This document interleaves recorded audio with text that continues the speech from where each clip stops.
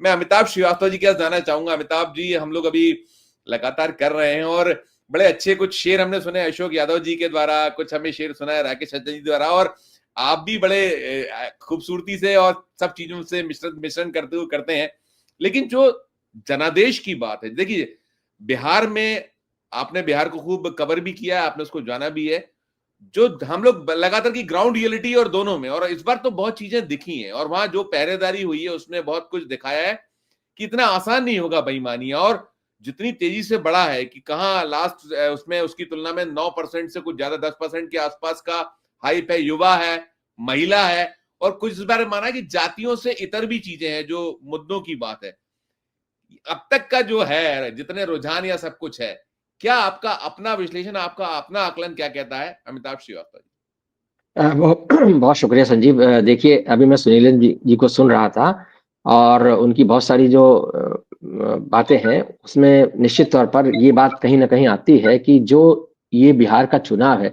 ये जो विपक्ष का महागठबंधन है, उसने बहुत दमखम के साथ लड़ा है और ग्राउंड पर कम से कम जो महागठबंधन है, उसकी एक उपस्थिति, बहुत दमदार उपस्थिति दिखती है। और देखिए, बीजेपी, जेडीयू तो सरकार में है और भारतीय जनता पार्टी ने जिस तरह से पैसा झोंका है, जेडीयू ने जिस तरीके से महिलाओं के खाते में 10,000 रुपए डाले हैं, उन सब तमाम चीज़ों का बहुत बड़ा असर है। मीडिया की ताकत है उनके पास में, सर्वे एजेंसियों की ताकत है। तो वो एक जिसको बोलते हैं परसेप्शन का निर्माण करना, उसमें वो बहुत आगे हैं और उसका कहीं न कहीं एक जनमानस के दिमाग पर असर डालने में उनको हो सकता है कामयाबी मिले। लेकिन जो ग्राउंड रिपोर्ट आ रही है और जैसा कि अभी आप भी बता रहे थे, और मैं तो इलेक्शन कमीशन की साइड देख रहा हूँ, इलेक्शन कमीशन की तरफ से जो अभी तक आंकड़ा दिया गया, उसमें 95 का आंकड़ा हमारे पास, मेरे सामने टेबल खुली हुई है, जिसमें भारतीय जनता पार्टी 33 जगहों पर आगे दिखाई जा रही है, जनता दल यूनाइटेड 24 जगहों पर आगे है, राष्ट्रीय जनता दल 20 पर आगे है। तो जो एक हम कह सकते हैं जिसको हम कांटे की टक्कर बोल रहे थे शुरू से, हम लोग यानी कि जो मैं वैकल्पिक माध्यम के लोगों की बात कर रहा हूँ, जहां हम ये मान के चलते हैं कि हाँ भाई, हम जो विश्लेषण करते हैं या जो हम जो डाटा दिखाते हैं उसमें फजिंग नहीं है, उसमें हम जो है ग्राउंड रियलिटीज पर बात करते हैं। और हम चूंकि हम सारे लोग जो यहाँ बैठे हैं और तमाम हमारे जैसे साथी जो ग्राउंड पर जा करके लोगों से मिल करके वाकई में हकीकत जान करके, हकीकत को देख परख करके बातें करते हैं, तो वहां पर जो है जो स्थिति दिखाई जा रही है उसमें ये दिखाया जा रहा है, कम से कम उससे ऐसा लग रहा है कि हाँ, ये चुनाव एक उस तरह का बिल्कुल एक तरफा नहीं है जैसा कि एग्जिट पोल्स ने प्रिडिक्ट किया था और जिसको लेकर के चैनलों पर एक माहौल बनाया गया था। लेकिन ये बात तो है संजीव कि कहीं न कहीं जो एक धन बल जिसको हम बोलते हैं, जो मनी पावर, उस मनी पावर का इस्तेमाल Bharatiya Janata party, JDU combine ने बहुत खुले तौर पर किया है और उसके ज़रिए मतदाता जो है बिहार का,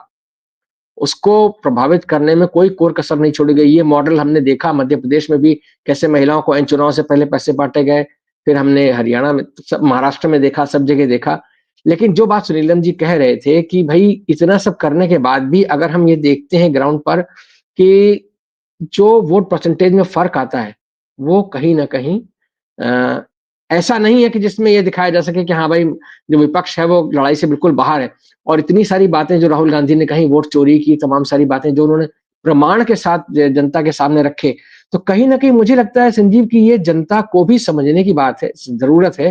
कि उसके वोट के साथ किस तरह से चुनाव आयोग नाम की संस्था जो है खिलवाड़ कर रही है, या वो एक सत्ता के साथ जो दुरभिसंधि है उसके उसमें उसके ज़रिए जो है कैसे वोटर के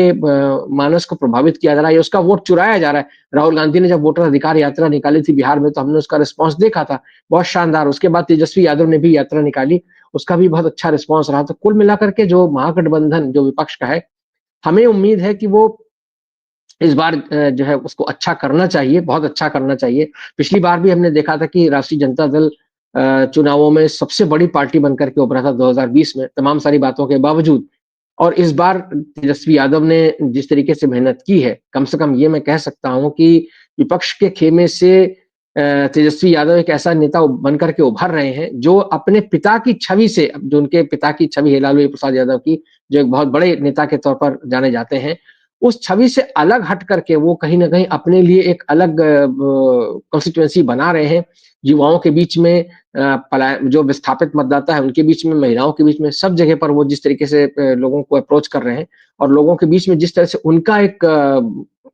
कहना चाहिए कि एक्सेप्टेंस बढ़ रही है। तो वो एक बहुत आश्वस्त करने वाली बात है कि विपक्ष के खेमे में एक युवा नेता का उभार इस तरह से और अपने दम पर चुनाव को पूरे अपने शोल्डर पर कैरी कर ले जाना, ये इसके लिए तेजस्वी यादव निस्संदेह बधाई के पात्र हैं और नतीजे क्या होंगे, क्या नहीं होंगे, अब से 2 घंटे बाद, 3 घंटे बाद हमको पता चल जाएगा। थोड़ी देर में जब ईवीएम से जब डेटा आना शुरू होगा एक्चुअली और उसके बाद धीरे-धीरे करके जब हमारे पास एक्चुअल फिगर आएगा, क्योंकि हम जानते हैं, देखिए संजीव, 2015 में पोस्टल बैलेट के आधार पर जो है कैसे जश्न मनने लग गया था भारतीय जनता पार्टी के खेमे में और न्यूज़ चैनल्स ने भी सबने जो है एकदम वही दिखाना शुरू कर दिया था कि कैसे पटाखे चल रहे हैं, कैसे मिठाइयाँ बँट रही हैं और उसके बाद जो है दोपहर बाद जो है वो स्थिति बदल गई थी। तो ये चीज़ें हैं और चूँकि हम और आप जिस माध्यम में फिलहाल चर्चा कर रहे हैं, उस माध्यम में हम ये मानकर चलते हैं कि हाँ, हम थोड़ा संयत ढंग से काम कर रहे हैं, हम जो है वो हड़बड़ी में काम नहीं कर रहे हैं, हम किसी प्रेजुडिस के साथ काम नहीं कर रहे हैं, हम जो हकीकत है वहाँ हम दिखाने की कोशिश कर रहे हैं और हमारा ये मानना है कि महागठबंधन ने अच्छा चुनाव लड़ा है, तो उसका कहीं न कहीं प्रतिफलन जो है वो रुझानों में और नतीजों में दिखाई देना चाहिए। जो अभी जिस तरह के आंकड़े आ रहे हैं उनमें जो दिख रहा है, जैसे अब मैं आपसे बात कर रहा था, बात करते-करते देखिए 121 रुझान जो है इलेक्शन कमीशन की साइट पर आ गए, 121। तो उसमें से 36 जो है भारतीय जनता पार्टी के पास है, 23 जो है वो आरजेडी के पास है, सॉरी, हाँ 23 आरजेडी के पास है और लोक जनशक्ति पार्टी जो है उसके पास 10 है। तो ये जो चीजें हैं, ये कहीं न कहीं इस तरीके से आप समझिए कि जेडीयू जो है उसके पास 39 सीटें हैं, इसमें दिखाया जा रहा है कि रुझानों में वो आगे है। तो ये चीजें जो है चल रही हैं, ये कहीं न कहीं जब और देखिए, आप जो धीरे-धीरे आप कह रहे हैं अमिताभ सर, देखिए सच्चाई तो यही है। हम नहीं जा रहे, हम गोदी मीडिया इस पे नहीं जाते। ये जो बहुत कांटे के मुकाबले संघर्ष हो, ये देखिए अभी शुरुआत है, शुभारंभ है। जो अभी कहा था राकेश अचल जी ने, मैं एक टिप्पणी देता हूं गौतम लहरी जी का। गौतम दा, बार-बार बातें हुई हैं कि महिला बहुत बड़ा फैक्टर है और देखिए ये शुरुआत हुई थी जहां मैं बैठा हूं, इसी मध्य प्रदेश से 2023 का वो चुनाव, जिसे लेकर बहुत सारी बातें हुई थी कि वो उसने गेम चेंज कर दिया, वो लाडली बहना। उसके बाद फिर ये शुरुआत पूरे देश में धीरे धीरे होती चली गई, हो रही है और 10,000 रुपए देना उसी के हिस्से को कहीं उस रूप में देखा जा रहा है। लेकिन फिर सवाल वही मैं लाकर खड़ा करता हूं कि 10,000 या नौकरी, एक घर को एक सरकारी नौकरी और बहुत सारे भरोसे, तो क्या चीजें ज्यादा, और फिर क्या एक तरफा हो जाएगा 10,000 में? फिर बहुत वहां आंकड़े निकले हैं कि महिलाओं की संख्या 3,51,00,000 है, 10,000 खातों में गए, 1,51,00,000 के आसपास गए, 2 करोड़ महिला है। तो ये जो जितना एग्जिट पोल या जो महिला महिला महिला किया गया है,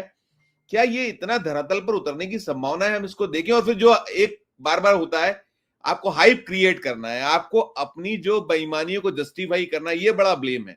इस संदर्भ में आपकी प्रतिक्रिया, मैं सभी से इस पे बात करता हूं, पहले आप। धन्यवाद। सबसे पहले बात है कि हो सकता है आजकल सारे चुनाव में ये एक फैक्टर दिखाई दे रहा है। मैं इसका फैक्टर बंगाल में भी देखा हूँ, लेकिन बिहार में उसके वो फैक्टर को एक न्यूट्रलाइज कर रहा है दूसरा एक फैक्टर। बिहार में जिसका चर्चा बहुत कम हो रहा है, वहाँ पे जो परीक्षा के लिए, नौकरी का परीक्षा के लिए जो क्वेश्चन पेपर लीक होता है, उससे ज्यादा परेशान है वहाँ का युवा।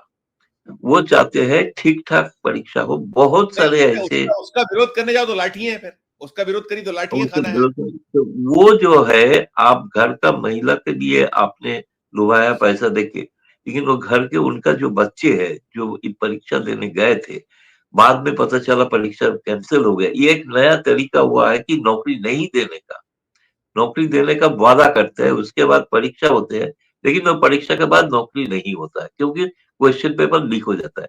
बिहार और यूपी दोनों राज्य है जहाँ पे सबसे ज्यादा क्वेश्चन पेपर लीक हुआ है।